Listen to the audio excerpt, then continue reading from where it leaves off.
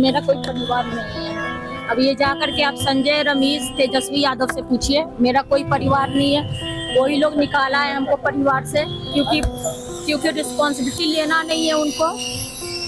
पूरा दुनिया बोल रहा है जो चाणक्य बनेगा, तो चाणक्य से आप सवाल पूछिएगा। जब कार्यकर्ता चाणक्य से सवाल कर रहा है, पूरा देश दुनिया सवाल कर रहा है कि पार्टी का ये ऐसा हाल क्यों हुआ। अब जब संजय और रमेश इन लोग का नाम लीजिए तो आपको घर से निकाल दिया जाएगा, आपको बदनाम किया जाएगा, आपको गाली दिलवाया जाएगा, आपके ऊपर चप्पल उठा करके मारा जाएगा। कल एक बेटी मजबूरी में अपने रोते हुए माँ बाप और बहनों को छोड़ कर आई।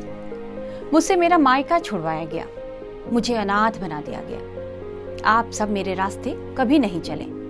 किसी घर में रोहिणी जैसी बेटी न हो। मुझे गालियों के साथ कहा गया कि मैंने पिता को गंदी किडनी लगा दी। करोड़ों रुपए लिए, टिकट लिया। शादीशुदा बेटियों को मैं बोलूंगी, मायके में बेटा भाई हो तो पिता को ना बचाएं। अपने भाई से बोलो कि वो अपने या किसी हरियाणवी दोस्त की किडनी लगवा दे। यह दर्द है उस बेटी का जिसने अपने पिता को किडनी दी, पति और बच्चों को छोड़कर पार्टी की खातिर बिहार में डटी रही। लेकिन जब बिहार विधानसभा चुनाव में आरजेडी की करारी हार हुई और जब इसके लिए लालू यादव की बेटी रोहिणी आचार्य ने संजय यादव और रमेश का नाम लिया तो उन्हें अपने परिवार से नाता तोड़ना पड़ा। वे डबडबी आंखें लिए घर से निकले। चुनाव से पहले बड़े बेटे तेज प्रताप यादव ने परिवार छोड़ा था और अब पिता को किडनी देने वाली बेटी रोहिणी आचार्य ने परिवार से नाता तोड़ लिया है। बात लालू के किडनी ट्रांसप्लांट, बदले में करोड़ों लेने, गाली और चप्पल तक नीचे गिर गई है। बिहार की राजनीति में लालू यादव का परिवार सबसे ताकतवर माना जाता है। आज भी उनकी पार्टी के पास सबसे ज्यादा कोर वोटर हैं। 14 नवंबर को जब बिहार विधानसभा चुनाव का रिजल्ट आया तो राबड़ी आवास पर अंदर सन्नाटा था। लेकिन किसे पता था कि अंदर वहां एक आग धधक रही है। पटना के राबड़ी आवास के भीतर जब ज्वालामुखी धधक रही थी तो उसकी तपिश तब बाहर महसूस की गई जब सिंगापुर जाने के क्रम में रोहिणी ने छोटे भाई तेजस्वी यादव और राजद सांसद संजय यादव और उनके करीबी रमेश पर हमला किया। रोहिणी ने राजनीति से संन्यास लेने और परिवार से बाहर निकलने का जिम्मेदार इन तीनों को ठहराया था। आरजेडी सुप्रीमो लालू यादव को किडनी देने वाली बेटी रोहिणी आचार्य ने जब सोशल मीडिया पर ऐसे पोस्ट लिखे और मीडिया को अपना बयान दिया तो बिहार विधानसभा चुनाव में महागठबंधन की हार के बाद लालू परिवार में मचा घमासान सार्वजनिक हो गया। लालू प्रसाद यादव की बेटी रोहिणी यादव ने अपने परिवार से नाता तोड़ने का ऐलान करके तहलका मचा दिया। राजद को 243 सदस्यीय बिहार विधानसभा में केवल 25 सीटें मिली हैं। नमस्कार, आप देख रहे हैं टाइम्स नाउ नवभारत का डिजिटल प्लेटफॉर्म और मैं हूं प्रतिभा ज्योति और आप देख रहे हैं हमारा खास शो चक्कर चुनाव का। चुनाव का चक्कर न होता तो नेता न होते, नेतागिरी न होती, पार्टियां न होती, रैलियां न होती, वादे न होते, नारे न होते और न सितारे होते। ये सब है क्योंकि चक्कर चुनाव का है। चक्कर चुनाव का है और था, इसलिए बिहार चुनाव में आरजेडी की करारी हार के बाद लालू परिवार में घमासान शुरू हो गया और रोहिणी आचार्य ने अपने भाई तेजस्वी यादव पर ऐसे आरोप लगाए जिसे सुनकर हर कोई हैरान रह गया। चक्कर चुनाव के आज के एपिसोड में बात लालू परिवार में रोहिणी आचार्य फैक्टर की।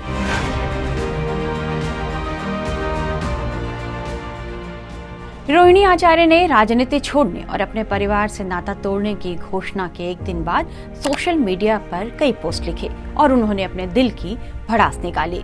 पिछले साल के आम चुनावों में सारण लोकसभा सीट से चुनाव लड़ने वाली आचार्य ने कहा, कल मुझे गालियों के साथ बोला गया कि मैं गंदी हूँ और मैंने अपने पिता को अपनी गंदी किडनी लगवा दी।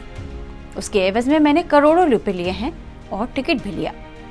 मीडिया रिपोर्ट्स के मुताबिक 14 नवंबर को जब बिहार विधानसभा चुनाव का परिणाम आया तो घर में काफी बहस हुई थी। मतगणना के दिन जब तेज प्रताप यादव चुनाव हार गए और आरजेडी को जब महज 25 सीटें ही मिली तो अगले दिन यानी 15 नवंबर को राबड़ी घर का वातावरण काफी बोझिल हो गया था। रोहिणी बार बार जिस रमीज और संजय यादव का जिक्र कर रही हैं, पहले उनकी ही चर्चा कर लेते हैं।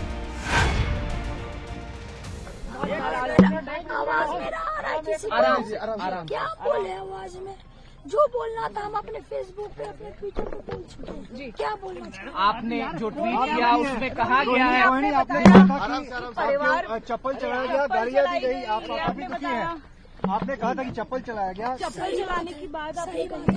अब आप लोग जाकर के वहाँ इंक्वायरी कर लीजिए। सही बात है, रोहिणी जो बोलती है सच बोलती है, और जिसको भी कंडेम करना आकर के सामने मेरे सामने बैठवाइए। तो चप्पल रोहिणी किस बात पर ये खफा हुए, क्या हुआ कुछ बताएंगे?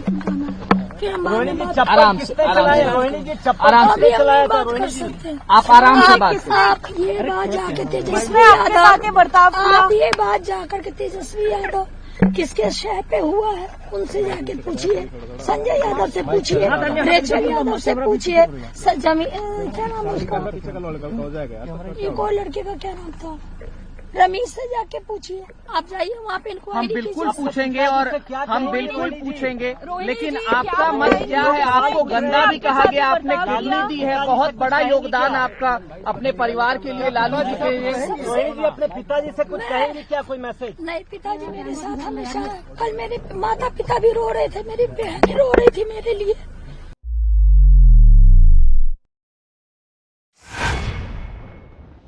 रोहिणी प्रकरण के बाद सबके मन में बार बार यही सवाल उठ रहे हैं कि रमीज और संजय यादव आखिर है कौन, और आरजेडी में इन दोनों की भूमिका क्या है, जिन्हें लेकर लालू परिवार में इतना विवाद हुआ। रोहिणी आचार्य जिस रमीज खान का नाम ले रही हैं, उनका पूरा नाम रमीज नेमत खान है और वह तेजस्वी यादव की युवा टीम का हिस्सा हैं और करीब 2 साल से टीम तेजस्वी में खास भूमिका निभा रहे हैं। चुनाव के दौरान वे तेजस्वी के वॉर रूम की भूमिका संभाल रहे थे, ऐसा रिपोर्ट में कहा जा रहा है। तेजस्वी के करीबी रमीज नेमत रोहिणी आचार्य के आरोपों के बाद सुर्खियों में आ गए हैं और उनके अतीत के कई पन्ने भी अब खुलने लगे हैं। उन पर गैंगस्टर एक्ट के तहत मामले दर्ज हैं, इसका खुलासा हुआ है। रमीज उत्तर प्रदेश के एक परिवार से ताल्लुक रखते हैं। एक रिपोर्ट के मुताबिक रमीज पर यूपी के बलरामपुर के तुलसीपुर और कौशाम्बी के कोखराज थाने में हत्या, गैंगस्टर एक्ट समेत कुल 12 मुकदमे दर्ज हैं।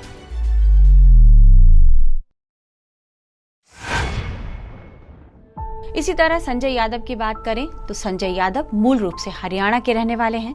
उन्होंने 2012 में आरजेडी ज्वाइन की थी। संजय यादव तेजस्वी यादव के क्रिकेट के दिनों के दोस्त हैं और अब यह दोस्ती बेहद गहरी हो चुकी है। आरजेडी के लिए विधानसभा चुनाव की वे रणनीति बनाते रहे हैं। सीट बंटवारे से लेकर टिकट बांटने तक में उनकी अहम भूमिका रही है। संजय यादव सपा प्रमुख अखिलेश यादव के भी सलाहकार रह चुके हैं। तेजस्वी यादव और संजय यादव के बीच मित्रता इतनी गहरी है कि आरजेडी ने अपने कई पुराने और वरिष्ठ नेताओं को छोड़कर पिछले साल संजय यादव को राज्यसभा भेजा। कुछ रिपोर्ट्स यह बताते हैं कि 2020 में हुए बिहार विधानसभा चुनाव में तेजस्वी सीएम नहीं बन पाए थे, लेकिन आरजेडी को बड़ा फायदा हुआ था। दरअसल चुनाव प्रचार में तेजस्वी ने आरजेडी की सरकार बनने पर 10 लाख लोगों को नौकरी देने का वादा किया था। माना जाता है कि यह रणनीति संजय यादव की ही बनाई हुई थी। उन चुनावों में तेजस्वी के प्रचार के दम पर आरजेडी राज्य की सबसे बड़ी पार्टी के तौर पर उभरी थी और इसमें संजय यादव के कद को बढ़ाने में बड़ी भूमिका निभाई।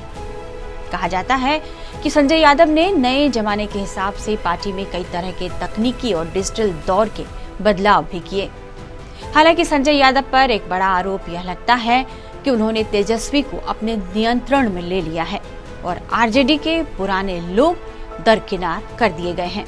इस तरह रमीज खान और संजय यादव दोनों तेजस्वी यादव के बेहद करीब आते चले गए। तेजस्वी के इन दोनों करीबी सहयोगियों पर रोहिणी आचार्य ने अपने साथ बदसलूकी करने के कई गंभीर आरोप लगाए। रोहिणी के इन बयानों ने पहले से ही मुश्किलों में घिरे आरजेडी कैंप में हलचल बढ़ा दी और तेज प्रताप को पहले ही पार्टी और परिवार से निकाल चुके लालू परिवार और तेजस्वी यादव सवालों के घेरे में आ गए। रिपोर्ट्स के मुताबिक रोहिणी ने संजय और रमीज के खिलाफ एक तरह से कार्यकर्ताओं की दबी भावनाओं को आवाज दी है। कहा जाता है कि पार्टी में संजय यादव का दखल और तेजस्वी पर कंट्रोल बढ़ने से आम कार्यकर्ताओं से लेकर विधायकों और सांसदों तक में इसकी जो है शिकायत बढ़ रही है। रोहिणी से पहले तेज प्रताप यादव भी अपने पिता की पार्टी और परिवार में जारी टकराव के लिए संजय यादव को ही जिम्मेदार ठहराते रहे हैं, जिन्हें वह हमेशा जयचंद कहते हैं।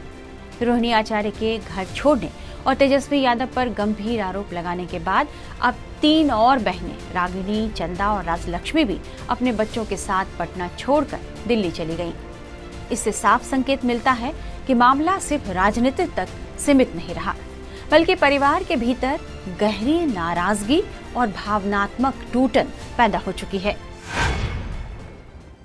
एक सोशल मीडिया पोस्ट में रोहिणी ने कहा कि यह एक पाप था कि उन्होंने अपने पति और बच्चों पर ध्यान देने के बजाय अपने पिता को किडनी देकर बचाना चुना। मेरे लिए यह बहुत बड़ा पाप था कि मैंने अपने परिवार, अपने 3 बच्चों का ध्यान नहीं रखा।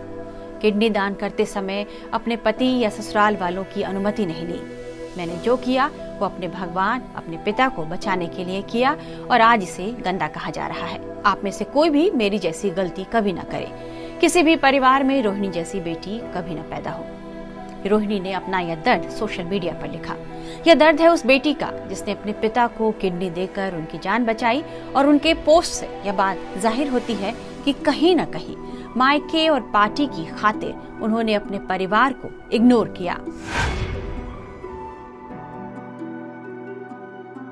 लालू प्रसाद यादव के 9 बच्चों में रोहिणी दूसरी संतान है। लालू की सबसे बड़ी बेटी मीसा भारती हैं। रोहिणी के बाद लालू की 4 बेटियां हैं। रोहिणी ने जमशेदपुर के MGM मेडिकल कॉलेज से MBBS भी किया। हालांकि उन्होंने कभी इसकी प्रैक्टिस नहीं की। परिवार के साथ घरेलू जिंदगी गुजारने वाली रोहिणी सोशल मीडिया पर काफी एक्टिव रहती हैं। अब तक वह लालू परिवार की सौभाग्यशाली पुत्री के रूप में खूब प्यार दुलार पाती रही, लेकिन अब जो कुछ भी हुआ है उसने सबको हैरान किया है। रोहिणी आचार्य अपने पति समरेश सिंह के साथ सिंगापुर में रहती हैं। रोहिणी और समरेश की शादी 2002 में हुई। समरेश सिंह और रोहिणी की शादी दोनों परिवारों ने खुद तय की थी। रोहिणी के ससुराल वाले मूल रूप से औरंगाबाद के पास दाऊ नगर के रहने वाले हैं। वे लोग इलाके के जाने माने यादव परिवार के हैं। इस परिवार में कई लोग सरकारी नौकरी में रहे हैं। समरेश पूर्व आयकर आयुक्त रैंक के अधिकारी राव रणविजय सिंह के पुत्र हैं, जो कभी लालू यादव के मित्रों में से एक गिने जाते थे। समरेश पहले अमेरिका में रहते थे, फिर सिंगापुर चले आए। उन्होंने दिल्ली विश्वविद्यालय से अर्थशास्त्र में BA, Delhi school of economics से अर्थशास्त्र, वित्त और अंतर्राष्ट्रीय व्यापार में स्नातकोत्तर किया है और इनसेट बिजनेस स्कूल से उन्होंने MBA किया है। वे मौजूदा समय में सिंगापुर स्थित एवरकोर में निवेश बैंकिंग, विलय एवं अधिग्रहण के प्रबंध निदेशक हैं। इससे पहले वे स्टैंडर्ड चार्टर्ड बैंक में वरिष्ठ पदों पर कार्यरत थे। रोहिणी समय समय पर भारत आती रही और पूरे परिवार से मिलती थी। रोहिणी आचार्य ने बीते साल RJD के टिकट पर सारण लोकसभा सीट से चुनाव लड़ा, लेकिन बीजेपी के रूडी ने उन्हें चुनाव में हरा दिया। 2022 में अपने पिता लालू प्रसाद यादव को किडनी देकर रोहिणी आचार्य ने काफी सुर्खियां बटोरी थी। लालू यादव तब डायबिटिक थे, इस वजह से उनके शरीर के कई अंगों पर असर पड़ा था। सिंगापुर में डॉक्टरों ने उन्हें किडनी ट्रांसप्लांट कराने की सलाह दी थी। तब तेजस्वी यादव ने बताया था कि रोहिणी की किडनी ही पूरे परिवार में लालू यादव से सबसे ज्यादा मैच कर रही थी। इस वजह से उन्होंने अपने पिता को किडनी दान की। उस समय रोहिणी ने एक तस्वीर साझा करते हुए एक्स पर लिखा था, मेरे लिए माता पिता भगवान हैं, मैं उनके लिए कुछ भी कर सकती हूँ। आप सबका विशेष प्यार और सम्मान मिल रहा है, मैं भावुक हो गई हूँ। आप सबको दिल से आभार करना चाहती हूँ। उनके इस कदम के बाद बाप बेटी के रिश्तों पर खूब चर्चा हुई और विपक्षी पार्टी के नेताओं ने भी रोहिणी के इस कदम की खूब सराहना की। रोहिणी को लेकर उनके परिवार की तरफ से तो अभी तक कोई टिप्पणी नहीं की गई, न ही उनके भाई तेजस्वी यादव अब तक इस मामले पर मीडिया के सामने आए हैं। हालांकि बिहार की राजनीति में लालू परिवार में विवाद जब शुरू हुआ और बहन रोहिणी के अपमान की बात जब सामने आई तो तेज प्रताप यादव नहीं रह पाए और वे उबल पड़े। अपनी बहन रोहिणी आचार्य के चप्पल उठाने वाले बयान पर उन्होंने तीखी प्रतिक्रिया दी। सोशल मीडिया पर साझा किए गए भावुक पोस्ट में बिना नाम लिए उन्होंने हमला बोला और जयचंद करार देते हुए कहा कि परिवार पर हमला करने वालों को जनता माफ नहीं करेगी। तेज प्रताप ने लालू यादव से कार्रवाई करने और सिर्फ एक इशारा करने की अपील भी की। राजद प्रमुख के बड़े बेटे तेज प्रताप यादव को कुछ महीने पहले उनके पिता ने पार्टी से निकाल दिया था। जब उनके निजी रिश्ते का खुलासा हुआ तो पार्टी और परिवार से उन्हें निकाल दिया गया। इसके बाद तेज प्रताप ने जनशक्ति जनता दल नाम से एक नया संगठन बनाया, जिसे हाल के चुनावों में करारी हार का सामना करना पड़ा है। खुद तेज प्रताप भी चुनाव हार गए। रोहिणी के आरोपों के बाद एनडीए के नेताओं ने भी लालू परिवार पर सवाल खड़े किए हैं। इसी बीच चिराग पासवान ने परिवार के दर्द को समझते हुए अपील की है कि लालू परिवार मिलकर बैठकर अपने मतभेद दूर करे। उन्होंने कहा कि बेटी को मायके में सम्मान मिलना चाहिए और परिवार का टूटना किसी के लिए अच्छा नहीं होता। मैं इसके ऊपर मैं कोई टिप्पणी नहीं करूंगा, क्योंकि जब एक परिवार ऐसी कठिन परिस्थितियों से गुजरता है तो वो किस मानसिक दबाव में रहता है, इसका अंदाजा मुझे है, क्योंकि मैं भी इस दौर से गुजरा हूं।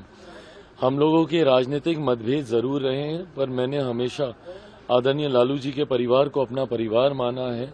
मैंने हमेशा तेजस्वी हो, तेज हो, मीसा दी हो, रोहिणी जी हो, सबको मैंने अपने भाई बहन ही माना है। ऐसे में बस मैं सिर्फ इतनी प्रार्थना करता हूं कि जल्द से जल्द ये पारिवारिक विवाद सुलझे।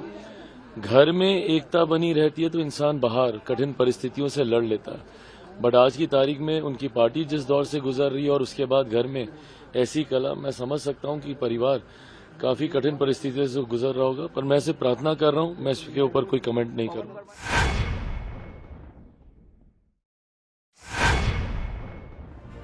कभी राजद के राष्ट्रीय उपाध्यक्ष और लालू यादव के करीबी रहे शिवानंद तिवारी ने भी तेजस्वी के खिलाफ मोर्चा खोल दिया और लालू यादव को कई नसीहतें दी। उन्होंने सोशल मीडिया प्लेटफॉर्म फेसबुक पर एक पोस्ट में यहां तक कह दिया कि लालू यादव पुत्र मोह में धृतराष्ट्र बन चुके हैं। विरोधी पहले ही उन पर पुत्र मोह में फंसे होने का आरोप लगा रहे थे और अब उनके पुराने मित्र ने भी ऐसा कहा है। अब देखना होगा कि रोहिणी के घर छोड़ने और परिवार से नाता तोड़ने की बात पर लालू यादव कैसी प्रतिक्रिया देते हैं, उनका निर्णय क्या होता है। वैसे रोहिणी के आरोपों के बाद आरजेडी कार्यकर्ताओं का गुस्सा भड़का हुआ है और वे संजय यादव को हरियाणा भेजने की मांग कर रहे हैं।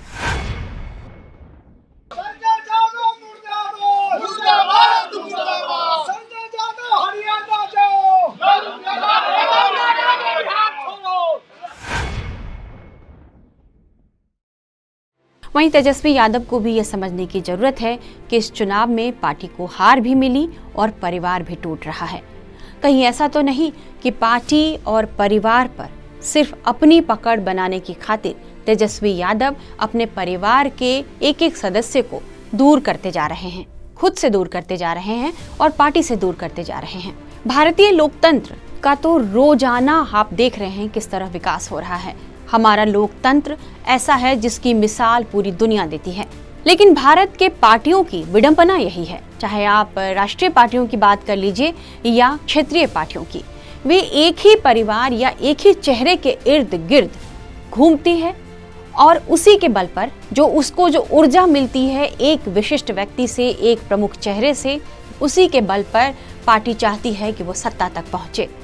जबकि लोकतंत्र में सबको बराबरी का अधिकार और भागीदारी देने की बात कही जाती है।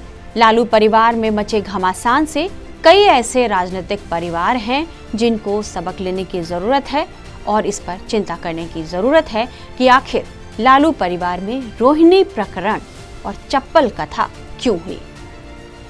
तो कैसा लगा आपको आज का चक्कर चुनाव का यह एपिसोड, और बने रहिए हमारे साथ। और अब से हम अगले एपिसोड में बिहार के बाद चलेंगे बंगाल,